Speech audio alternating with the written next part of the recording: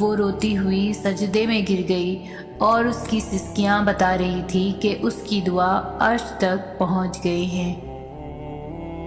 بات تہجد کی ہے تو ذرا محبت سے سنیے گا۔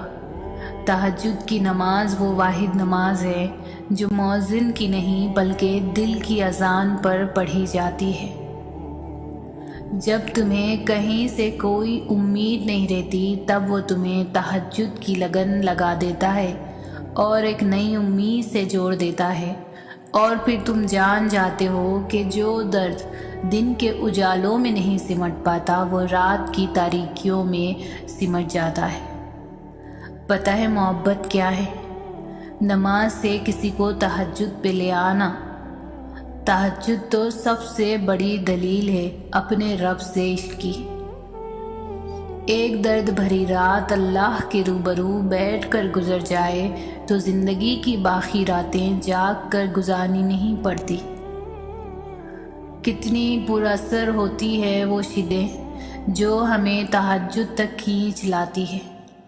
تیرے کن پر یقین ہے اس لیے میرے دعاؤں کا سلسلہ قائم ہے ابھی تک۔ اور جانتے ہو سکون کیا ہے؟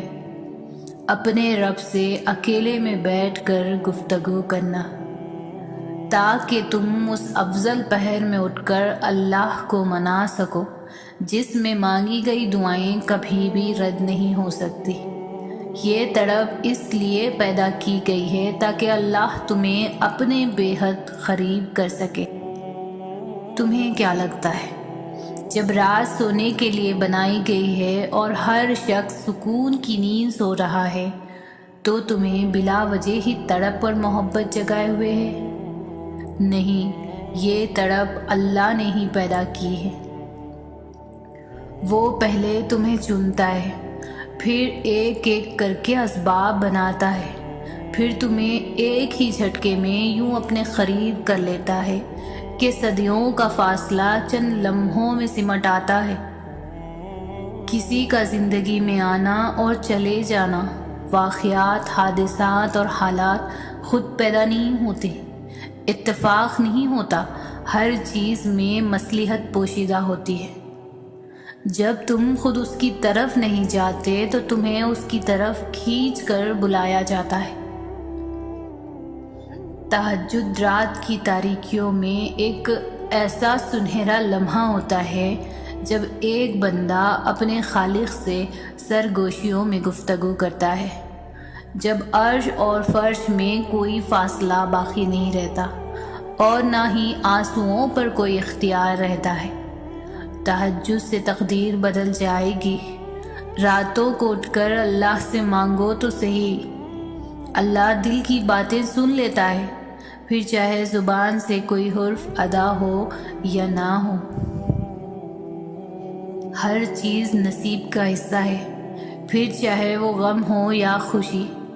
ہم سوچتے ہیں کہ ہم خود اللہ کی جانب جاتے ہیں، حالانکہ ہمیں تو اس کی جانب بلایا جاتا ہے، کبھی گرا کر اور کبھی سنبھال کر۔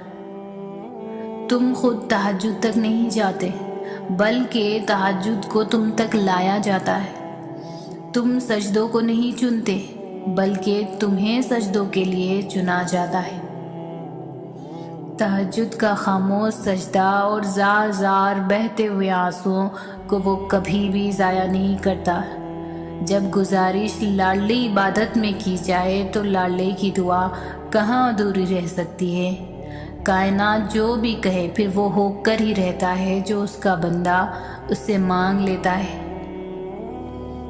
یوں ہی اچانک میری آنکھوں کا نم ہو جانا، یوں ہی اچانک میری آنکھوں کا نم ہو جانا، اللہ سے ملاقات کرنے کو تڑپ جانا، یہی تو بات ہے اس رب کی یاد میں کچھ تو کمال ہے۔